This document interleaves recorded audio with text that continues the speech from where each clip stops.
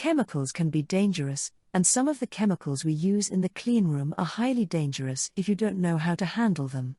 Therefore, you have to learn about labeling and handling of chemicals, where to get information about the hazards and which procedures we have for chemicals in the cleanroom in general. In order for you to better understand the materials you are working with, and for us to be sure that you work in a safe manner with new materials or processes, there are a couple of points which need to be considered.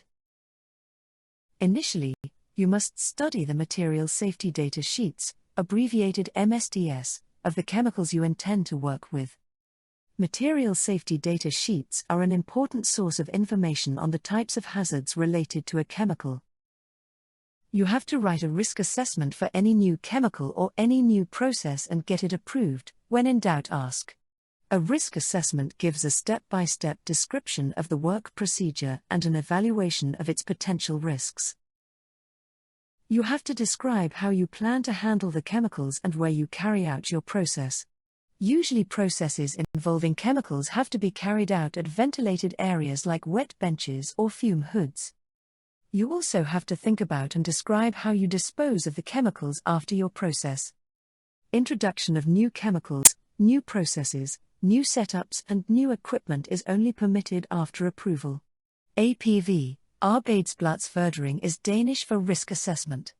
By the way, this procedure is exactly the same for Nanolab staff.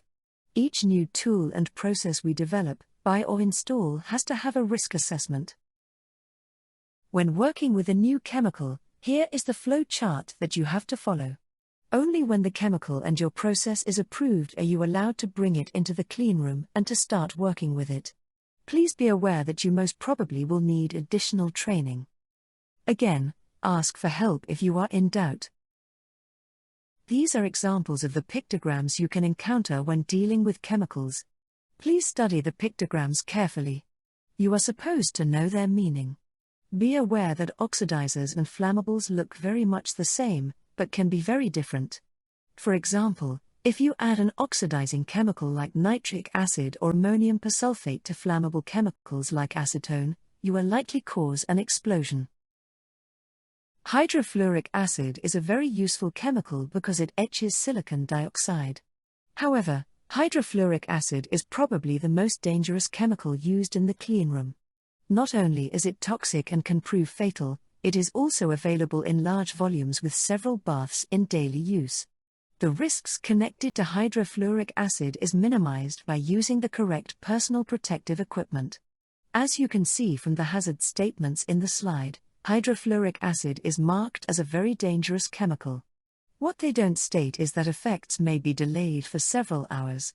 This means that any possible exposure to hydrofluoric acid should be treated as a real exposure.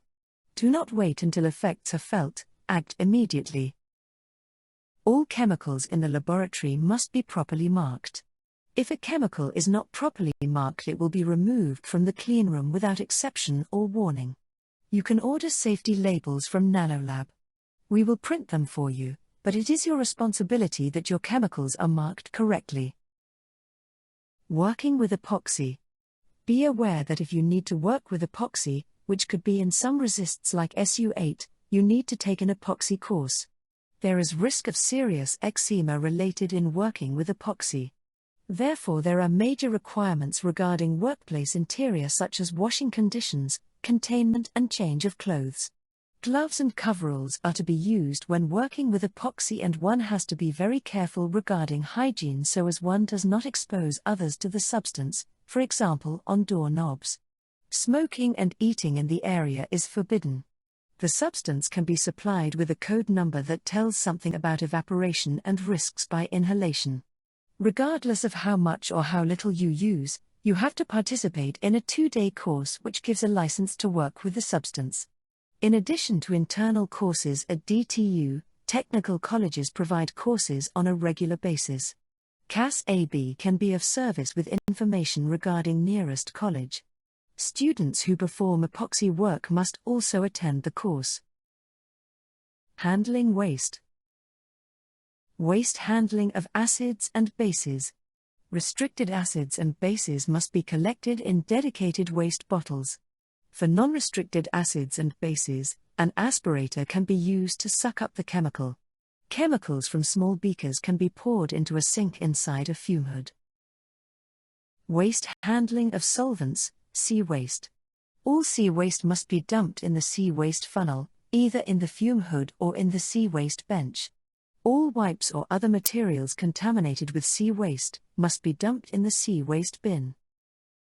Here is an example of some of our sea waste solvents.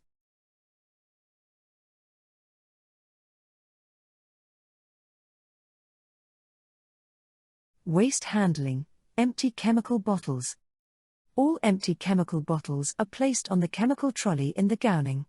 No need for rinsing the bottle, they will be sorted by the student helpers. But make sure the bottle are clean and dry on the outside.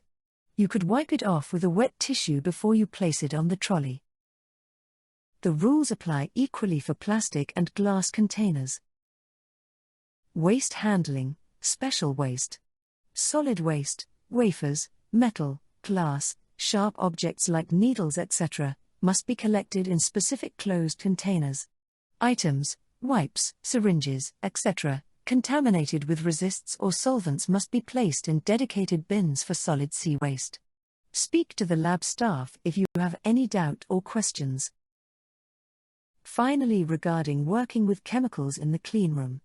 Familiarize yourself in the rules for working with chemistry at Nanolab and how to work with nanoparticles in the following documents.